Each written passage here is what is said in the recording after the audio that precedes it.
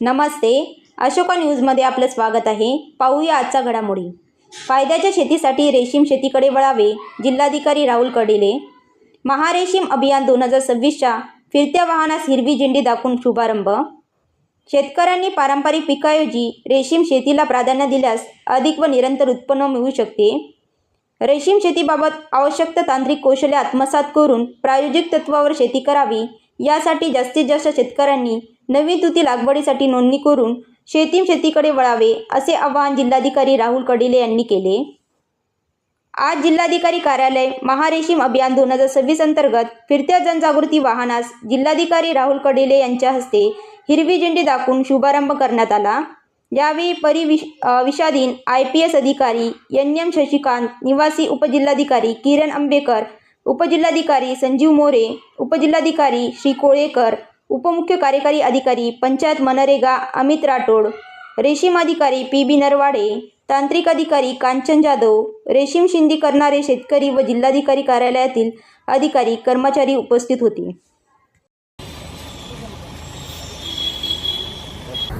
आज आपण आपल्या जिल्ह्यामध्ये महारेशीम अभियान 2026 याची सुरुवात करतोय. आपल्याला माहिती आहे की नांदेड जिल्ह्यामध्ये साधारणतः मोनोक्रॉपिंग मोठ्या प्रमाणावर आहे. सोयाबीन, कापूस, तूर हेच पिकं प्रामुख्याने खरीपमध्ये घेतले जातात. परंतु या पार्श्वभूमीवर रेशीम शेती ही खूप महत्त्वाचा एक अल्टरनेटिव्ह सोर्स आहे शेतकऱ्यांसाठी आणि याचे खूप मोठ्या प्रमाणावर फायदे आहेत. एक सगळ्यात महत्त्वाचा फायदा म्हणजे एक वन्य प्राण्यांचा याला त्रास नाही आहे. रेशीमला रोगराई रेशीमवर कमी आहे आणि याचं निरंतर उत्पन्न आहे, म्हणजे 35-40 दिवसाला एक बॅच त्याची निघते आहे. चौथा फायदा, याचं मार्केट आपल्याकडं जालना, बीड इतक्या जवळ याचं मार्केट आपल्याला उपलब्ध आहे आणि नरेगामध्ये पण याला अनुदान आहे.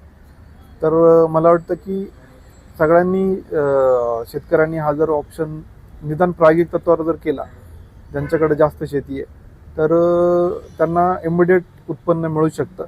फक्त त्यांना हा फार अभ्यास करून टेक्निकली एकदा जाणून ही शेती सुरू केली पाहिजे. यावर्षी 1000 शेतकऱ्यांचं उद्दिष्ट आहे नांदेड जिल्ह्यामध्ये. 1000 एकरवर आपल्याला सेरिकल्चर करायचं आहे. तर माझं सगळ्यांना हे आव्हान आहे की आपण रेशीम शेतीसाठी अर्ज करावा आणि सुरू करावी. आत्ता आपण या गाडीचं त्यांना फ्लॅग दाखवून आपल्या जिल्ह्यामध्ये त्याला पाठवतोय आणि जाणीवपूर्वक आपल्याकडं धनगरवाडीचे 3 शेतकरी पण आलेले आहेत. तर त्यांचं म्हणजे एका बॅचचं उत्पन्न जर बघितलं तर श्याम काकडे जे आहेत 525चं त्यांना रेट मिळाला आहे आणि जवळजवळ त्यांना 200 kgचं वजन एका बॅचचं आहे. 1 लाख त्यांचं उत्पन्न त्यांना मिळालेलं आहे.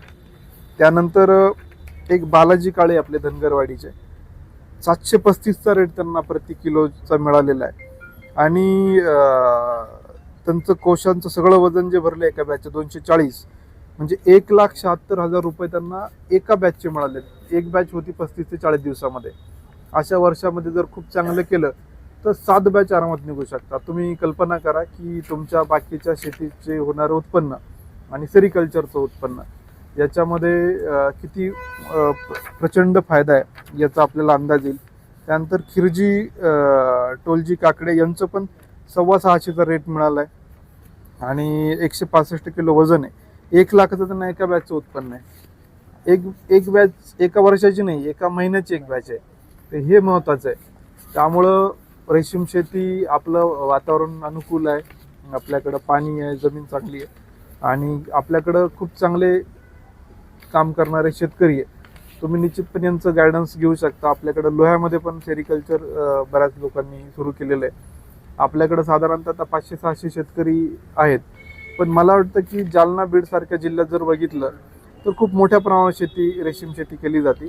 मला असं वाटतं नांदेडमधलं मोठं पोटेन्शियल आहे. तर या महारेशीम अभियानामध्ये तत्काळ सगळ्यांनी याचा लाभ घ्यावा आणि रेशीम शेतीकडे वळावा. धन्यवाद.